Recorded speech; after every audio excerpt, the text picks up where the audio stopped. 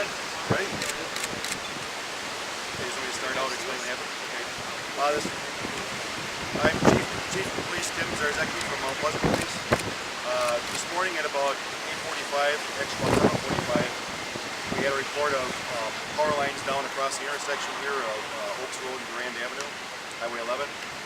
And when we arrived, we found that the barn behind this building to my left here was collapsed. It moved off its foundation. We also had a report of citizens trapped in their cars in the middle of the intersection, power lines draped across the cars. And as far as we know, the power lines are still live. We immediately blocked the intersections and waited for the energies to come and turn on the power. At this point, we have no life-threatening or no significant injuries, just minor injuries. We do have a considerable amount of damage. As you can see, the power lines are snapped. Power poles are snapped, actually. Power lines down. And then we have significant damage to the building behind us here, the old Sapco company, and also the case behind me here, the building is sustained damage. We have other reports of damage in the area, mainly power lines down, and some damage to other property. We do have some other law enforcement officials that were here to help us out. Chief Marshall from Sturtevant Police, Lieutenant Sweet from Racine County Sheriff's Department, as well as Dave Mack from Emergency Management. They all assisted us with this morning. They did a great job in getting it taken care of. Any idea how long? Well, we've notified the bus company for the schools that probably this will be shut down into the afternoon when school gets out.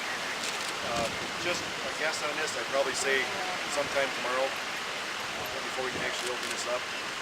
Also here is Chief Boma from South Shore Fire.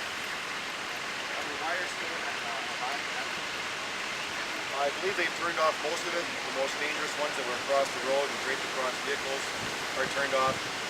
These here I'm not sure of yet, but most of the businesses in this area are without power right now. We did check on the businesses. Most of them did a self-evacuation. The ones that needed to evacuate did so. Other than that, we had every person out here at the scene trying to take care of this intersection.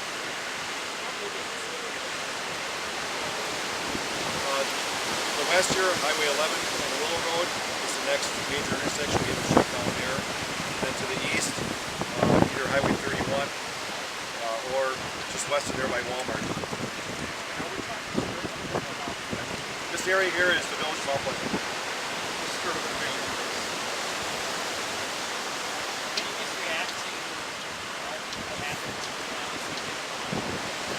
Very busy right during the morning rush hour. It was quite a drain on our resources, both police, sheriff department, and fire.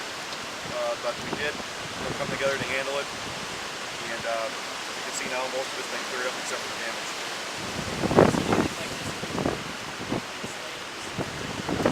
I haven't. I don't recall seeing anything to this magnitude this late in the season, but as you can see, it is very possible.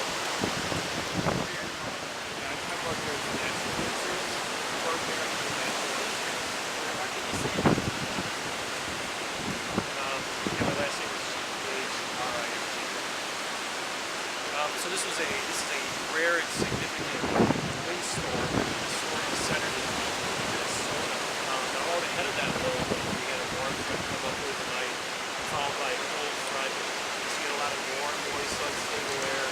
There was tremendous wind shear in place. Wind shear meaning wind speeds that increase quite dramatically. So that provides a lot of spin in the atmosphere for a tornado potential. So it was the last storm in eastern Wisconsin. It was the last storm of the day, and it put down a tornado. It spun up a quick tornado that rapidly developed. The moment it showed up on radar, it was already on the ground. Yeah, it's just a tornado. Yeah, we've had eyewitness reports. Eyewitness reports of storm rotation.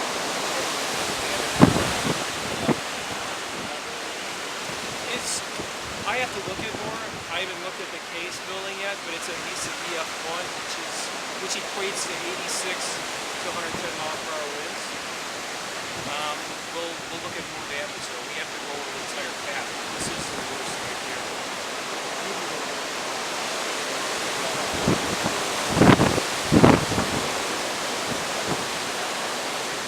this area of low pressure that's centered in Minnesota, it is record breaking, and there's just a tremendous pressure difference between Minnesota, Wisconsin, and even beyond east and south of here. So that means you're going to get very strong winds.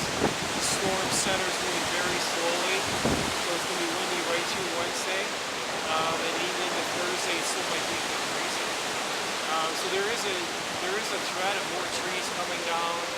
Trees coming down on houses, cars. There is some danger, especially if you're hanging out by trees outside.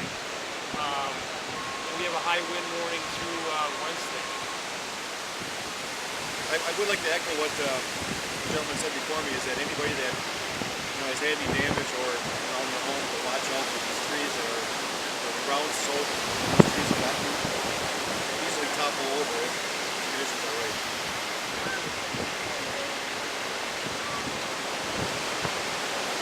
That information I don't have.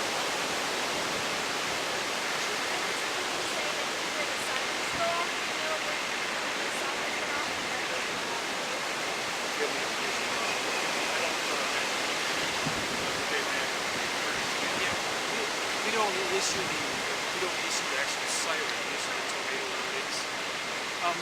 This tornado warning, the tornado did touch down before the warning had been issued because it was a rapidly developing tornado. It was around 7:45, right around that time. The moment it showed up on radar, the tornado was already on the ground. Do we know how long it stayed on the ground and what direction it was traveling? It was moving to the northeast, so it developed probably a mile or two southwest of this location here, and it went northeast, and it got into the city limits of Racine, we believe, and then dissipated. But we still have to go northeast of here to find the end path of the tornado. This wind event, Ray, can you put it in perspective historically? When's the last time we've seen this? Well, we're comparing it to the November 10th, 1998 windstorm. And that storm was centered in Minnesota as well, but the winds extend out hundreds and hundreds of miles. I'm not at work yet today, but that low is supposed to be even stronger today than in November. So that's why we have the high wind warnings, wind gusts of 50, 60 miles per hour, possibly a little more in localized areas. So there's going to be more tree damage. There could be some minor structural damage. And if you're spending time outside, you need to be aware of what's above you and around you when you find debris or tree branches. This high wind event, what is the potential damage? Straight line winds, or could there be another tornado? No, the tornado threat's over. The cold front moved to the east. That was all because the warm front had moved up and the cold front followed. Now it's just winds. These are just gradient winds, which are straight line winds, and they're just going to keep on going right through Wednesday.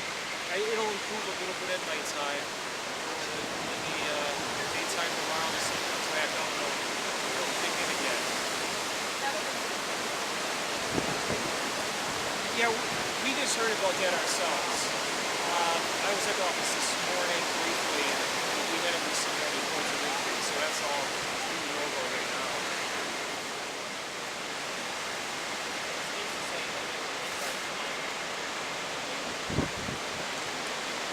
Tasting plant over there? That could be. They would have been transported to the hospital. To the best of my knowledge.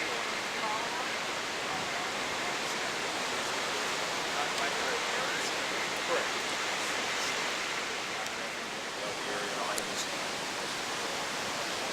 I'm just guesstimating into tomorrow. And with the wind, it's probably going to make it harder for them to work. I'm sure this hampers their efforts.